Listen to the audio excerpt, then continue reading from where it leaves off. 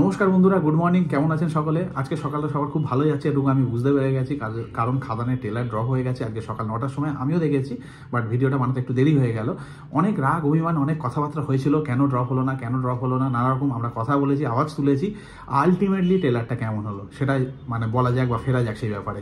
তো খাদানের ট্রেলারটা দেখলাম, এক কথায় অসামান্য একটা ট্রেলার হয়েছে। এটা বাংলা সিনেমা ট্রেলার দেখছি দেখেই মনে হচ্ছে না।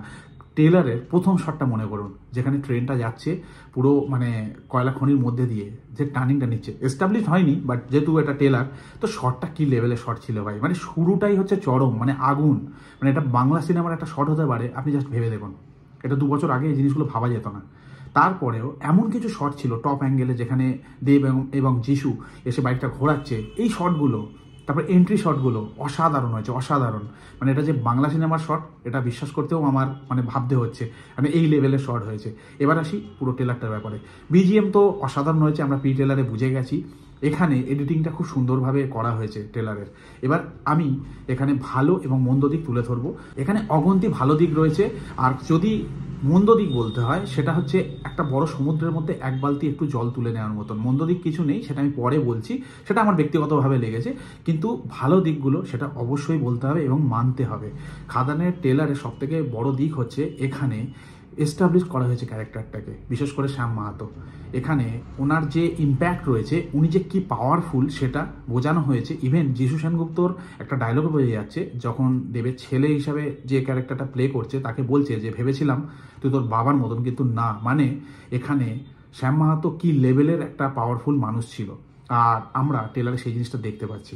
এবার শুধুমাত্র শ্যাম মাহাতোর ওপর পুরো জিনিসটা ছেড়ে দেওয়া হচ্ছে সেটা না, এখানে ছেলেদেবের এন্ট্রি, যে বাইক ঘোরানোর শটগুলো রয়েছে, এবং সোয়াগ, যেটা প্রত্যেকটা ক্যারেক্টার, দুটো মেন ক্যারেক্টারকে খুব ভালোভাবে এখানে এস্টাবলিশ করা হয়েছে। আর যিশু সেনগুপ্ত এখানে যে জিনিসটা বোঝা যাচ্ছে সেটা হচ্ছে সম্ভবত, বা খুব সম্ভবত বলা ভালো, যে তিনি ভিলেনের রোল প্লে করছে। গল্পের খাতিরে যেরকম হয়ে থাকে, কিছু না কিছু দুজনের মধ্যে ঘটনা ঘটবে, তারপরে তাদের মধ্যে সংঘাত তৈরি হবে, শত্রুতা তৈরি হবে। এবার শ্যাম মাহাতো হারিয়ে যাবে না শেষ হয়ে যাবে না কোথাও লুকিয়ে থাকবে, সেটা গল্প দেখলেই বোঝা যাবে। তারপরে একটা টাইমে দেখা যাচ্ছে ছেলেদেব আসছে, এসে ফেস অফ হচ্ছে কিন্তু সেই যিশুর সঙ্গে। তো মোটামুটি ট্রেলার দেখে যেটা বুঝতে পারছি, যিশু এখানে মেন ভিলেন, তার সঙ্গে তার ডান হাত বাঁ হাত অনেকে রয়েছে, সুমিত গাঙ্গুলি থেকে শুরু করে সবাই রয়েছে, পার্থসারথী দেখলাম। আর মাখন বলে যে ক্যারেক্টারটা আগের দিন রিভিল করা হয়েছে, তারও একটা ভালো রোল রয়েছে বলে এটুকু মনে করছি, কারণ এই রোলটা বনি সেনগুপ্তকে আগে অফার করা হয়েছিল, তো স্ট্রং একটা রোল হবে। সবাই এখানে ভিলেন। এই খাদানকে কেন্দ্র করে অনেক কিছু হবে, সেটুকু আমরা বুঝতে পারছি। এবার আমি ফিরে আসি শ্যাম মাহাতো ক্যারেক্টারটার ওপরে। এই ক্যারেক্টারটার যেভাবে এখানে স্পেস দেওয়া হয়েছে ট্রেলারের মধ্যে, যেভাবে তার অ্যাকশন সিকোয়েন্সগুলো দেখানো হয়েছে, তাহলে বোঝা যাচ্ছে মুভিতে তার হয়তো 60% এখানে অ্যাপিয়ারেন্স থাকবে, আর অ্যাকশন সিকোয়েন্সগুলো থাকবে। সে আলটিমেট পাওয়ারফুল। গল্প বিল্ড আপ করছে শ্যাম মাহাতো, সংঘাত হবে শত্রুদের সঙ্গে, তিনি হয়তো হারিয়ে যাবেন, ছেলে এসে অর্থাৎ ছেলেদেব এসে ফিনিশ করবে। এটা মোটামুটি আমরা বেসিক একটা লাইন বুঝতে পারছি এই ট্রেলারটা থেকে। পুরো সমস্ত গল্প বোঝা যাচ্ছে না। যেটুকু আমরা এখান থেকে উদ্ধার করতে পারছি সেটা হচ্ছে শ্যাম মাহাতো একটা পাওয়ারফুল লোক, কোনো কারণে তিনি হারিয়ে যাবেন শত্রুদের সাথে লড়াই করতে করতে, বা কোথাও মারা যাবেন বা হারিয়ে যাবেন, যে কোনো কিছু একটা হবে, বা নিজেকে অন্তর্ধানে নিয়ে নেবেন, এরকম কিছু একটা ব্যাপার থাকবে। তারপরে তার ছেলে হবে, সেই ছেলে বড় হয়ে ফিরে এসে বাবার জন্য রিভেঞ্জ নেবে, বা কোনো ঘটনার জন্য রিভেঞ্জ নেবে।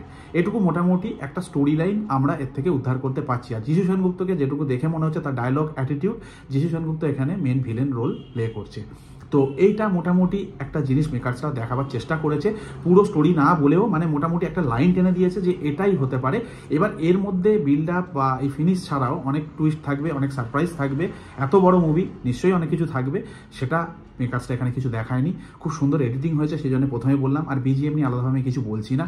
অ্যাকশন সিকোয়েন্স অসাধারণ। বাংলা সিনেমা থেকে যে জিনিসগুলো হারিয়ে গিয়েছিল, ডায়লগ, অ্যাকশন, সেটা ফের ফিরে আসছে দেবের খাদানের হাত ধরে। আর এখানে কি লেভেলের কাজ হয়েছে ভাই, সত্যি অসাধারণ কাজ হয়েছে। ফিরছে তো ফিরছে, রাজার মতো ফিরছে। এ কথাটা আমি আগেও বলেছি, এখনও বলছি। এমন কাজ, আমার মুখে এখানে অটোমেটিক হাসি চলে আসছে।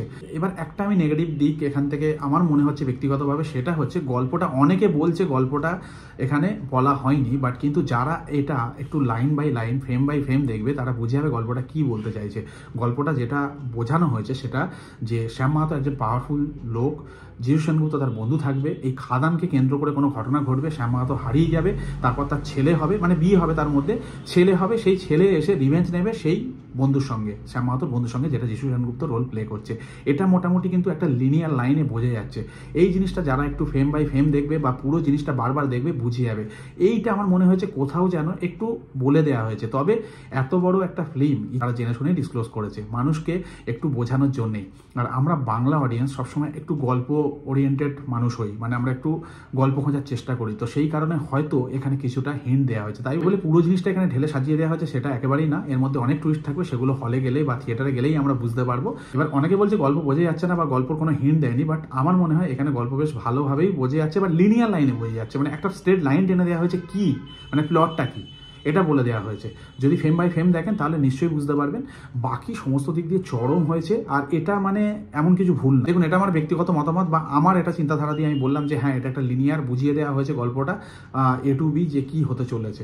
এবার ট্রেলারটা দেখে আমার যেটা মনে হলো, এবার তার মানে সবকিছু এক্সপোজ করে দিয়েছে বা ট্রেলারটা এটা নেগেটিভ পয়েন্ট সেটা আমি একেবারেই বলছি না। তো আমার পয়েন্ট অফ ভিউ থেকে এটা মনে হলো, তাই আপনাদের সামনে আমি তুলে ধরলাম। বাট এটা এক্সপোজ হওয়ার পরেও বা এই লিনিয়ার লাইনটা টেনে দেওয়ার পরেও চরম হয়েছে, টান টান একটা ট্রেলার হয়েছে, যেটা বাংলা সিনেমার অডিয়েন্স আগে কখনো দেখেনি, এটুকু আমি বলতে পারি। আর কালার গ্রেডিং থেকে শুরু করে অ্যাকশন, BGM, অ্যাক্টিং, দেবের এক্সপ্রেশন, কয়েকটা জিনিস দেখলাম যেটা সিগনিফিকেন্ট বাংলা সিনেমার মানে ইতিহাসে যদি দেখা যায়। মিঠুন চক্রবর্তীকে করতে দেখেছি অনেক আগে, দেবাতে প্রসেনজিৎ চট্টোপাধ্যায়কে দেখেছি সেই দেশলাই কাঠিটা নিয়ে করতে, এখানে দেবকে দেখছি বিড়ির এটা বের করতে। যদিও বা এই জিনিসটা আগে অনেক মুভিতে হয়েছে, এটা একটা ট্রেন্ড, সাউথ ইন্ডিয়া থেকে এই ট্রেন্ডটার সূত্রপাত। বাট এখানে দারুণ লাগছে, তার সঙ্গে কুড়ুল ঘোরানো, তারপর পায়ে স্টেপ দেওয়া, এন্ট্রিগুলো, বাইকের শটগুলো এক কথায় অনবদ্য হয়েছে। এটা যে বাংলা সিনেমা ট্রেলার দেখছি সেটাও আমাকে দুবার ভাবতে হয়েছে। তো আপনাদের কেমন লাগলো সেটা অবশ্যই কমেন্ট করে জানান। আর এটা ডেফিনেটলি আগুন লাগাবে, ডেফিনেটলি আগুন লাগাবে। আর এই মুভির সাকসেস কেউ আটকাতে পারবে না, আজকের ডেটে আমি এখানে বলে দিলাম। পরবর্তীকালে আরও ভালো ভালো মুভি আমরা পাবো, এই বাংলা ফিল্ম ইন্ডাস্ট্রি পাবে, অডিয়েন্স পাবে, এটুকু বলতে পারি, কারণ খাদান অন দ্য ওয়ে। যাই হোক, ভালো থাকবেন সবাই, দেখা হচ্ছে পরের ভিডিওতে।